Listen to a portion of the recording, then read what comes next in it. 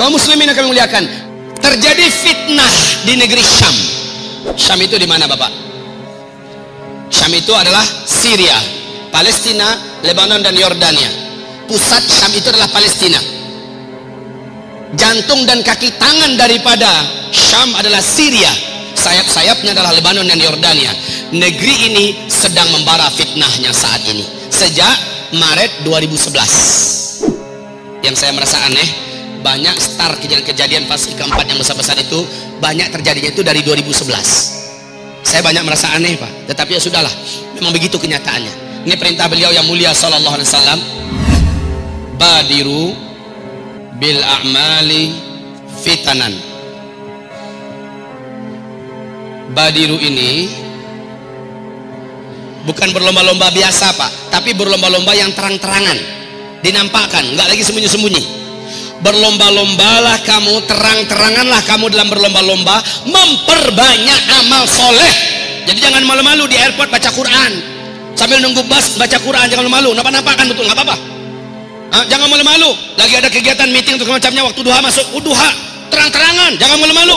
Jangan malu-malu mengucapkan assalamualaikum, bismillah, Allah akbar, astagfirullah umpamanya. Jangan malu-malu, terang-terangan sekarang ini. Sebagaimana orang-orang jahat juga terang-terangan menampakkan kejahatannya. Tatoan dari sampai ke sini sampai ke wajah, sampai lidah pun ditato. Terang-terangan mereka. Yang laki-laki terang-terangan lubah kelamin jadi wanita, lalu melengok-lenggok kayak wanita, menjijikkan. Terang-terangan mereka. Kenapa umat Islam nggak mau terang-terangan dalam beramal soleh? Ini udah akhir zaman. Tapi Nabi mengatakan, badiru bil a'mali fitanan kaqita'il lailil mudlim yusbihu ar-rajulu fiha mu'mina wa yumsi kafira, yumsi mu'mina wa yusbihu kafira, ba'u dinahum bi'aradin minad dunya. Ketika potongan-potongan fitnah seperti potongan-potongan malam yang sangat banyak sudah tumpang tindih terjadi, berlomba-lombalah kamu, terang-teranganlah kamu memperbanyak amal soleh. Nggak usah main sembunyi lagi lah, terang-terangan. Termasuk membela Islam terang-terangan. Aku sih ikut tapi di belakang layar aja. Ini bukan zamannya lagi, terang-terangan. It's me, ini saya. Begitu, Pak, terang-terangan. Ketika Islam memerlukan kita, apalagi di zaman ini, maka tampillah seluruhnya, jiwaku, badanku, hartaku, kemampuanku, waktuku untukmu wahai agama Allah. Begitu loh, bela Islam. Kaum muslimin yang kami muliakan, badiru bil a'mali fitanan. Nah, fitanan ini kata Nabi, standar fitnah itu adalah negeri Syam, bukan Rohingya, bukan Yaman, bukan Irak, atau bukan Indonesia. Fitnah itu wal fitanu bis Syam, dan standar fitnah itu adalah di negeri Syam.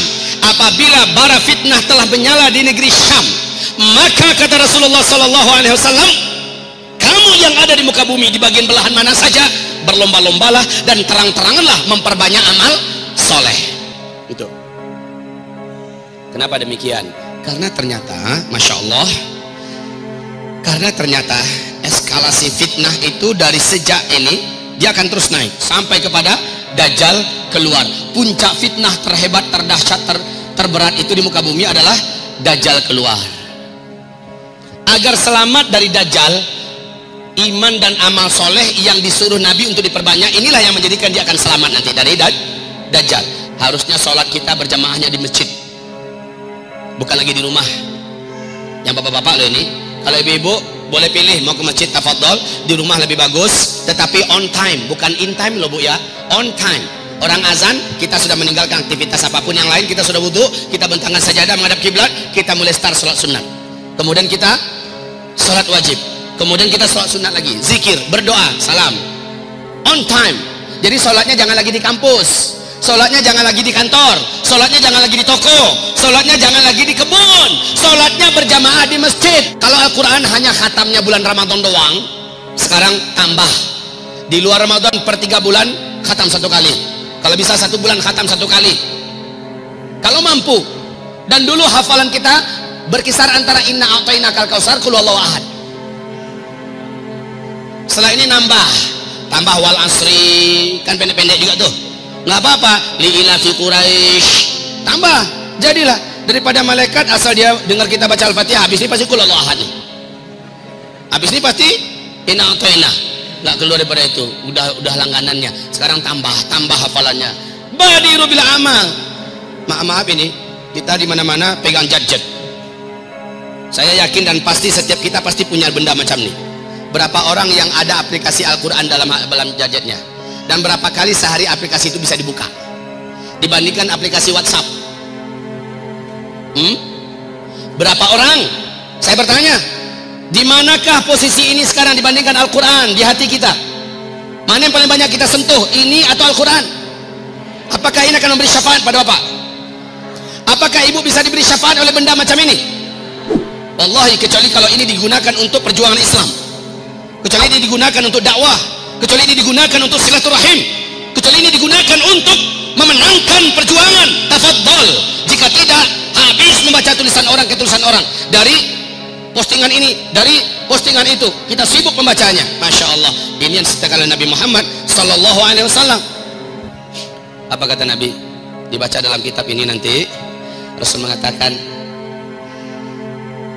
la taqumus sa'ah, kiamat tidak akan pernah terjadi hatta yaqra'un nas min ummati al-musannah, atau kama qala Nabi, sehingga manusia dari kalangan umatku sudah sibuk membaca al-musannah. Sahabat bertanya, mal musannah ya Rasulullah? Wahai Rasulullah, apa itu musannah? Nabi menjawab, atau kama qala, kitabun katabahun nasu bi aidihim fayatanaqalunahu fima bainahum wa yatrukuna kitab wa yaqra'unahu wa yatrukuna kitab Allah.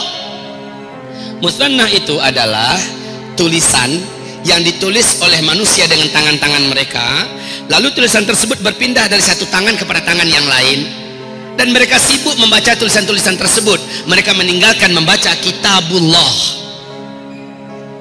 Kalau bukan sekarang, zamannya zaman mana lagi kira-kira? Betul tidak? Share ini, share itu, posting ini, posting itu, copy paste ini, dilemparkan ke situ, sibuk baca itu. Habis tulisan manusia menghabiskan waktu kita. Sementara surat cinta dari Allah, Al-Quran, sudah ditinggalkan nun jauh di sana. HP kalau sempat ketinggalan, saya yakin pusing seharian itu. Kalau udah terlanjur 5 menit, pasti akan mau lagi dia jalan pulang, ya enggak? Karena HP tinggal. Tapi kalau Al-Quran tinggal, ada nggak yang gelisah? Kenapa Al-Quran tinggal? Hari ini saya bacanya di mana? Saya bukan hafiz Quran. Syukur-syukur kalau di HP ada aplikasi Android, tapi bukan aplikasi doang, agak dibuka. Orang yang beriman di akhir zaman, dia akan terang-terangan beramal soleh. Sebelum buka yang lain, dia buka aplikasi Al-Quran dulu, lalu dia mulai membaca selembar, 2 lembar, sehalaman, 2 halaman. Sebelum dia membaca tulisan manusia, dia dahulukan membaca surat cinta dari kekasihnya, Allah Rabbul Alamin. Buka itu. Yang belum punya Android Al-Quran, belum punya aplikasi Al-Quran, masukkan. Lalu jadikan janji, ya Rabb, hamba janji, suratmu duluan yang hamba baca sebelum surat-surat manusia. Asal buka WhatsApp, asal buka FB, yang lain-lainnya, berjanjilah terlebih dahulu, dulukan dengan kitabullah. Mau tidak? Badiru bil a'mal. Ini akhir zaman, tidak akan terjadi kiamat kata Nabi, sampai begitu. Baik kaum muslimin, terang-terangan begini loh keadaannya sekarang di negeri Syam. Sampai sekarang dunia semakin gila menyiksa kaum muslimin di negeri Syam. Hampir merata, kota-kotanya hancur di mana-mana, rumah-rumahnya hancur, rumah sakitnya rata, sekolah-sekolah tidak bisa berfungsi, anak-anak diungsikan, kaum wanita dihinakan sehina-hinanya, orang-orang tua dicincang, yang muda-muda juga dipaksa untuk berperang atau dibunuh dan sebagainya. Pemurtadan sedang terjadi dengan dahsyat di negeri Syam. Kaum muslimin, Nabi mengatakan, jika itu sudah kalian saksikan, berlomba-lombalah.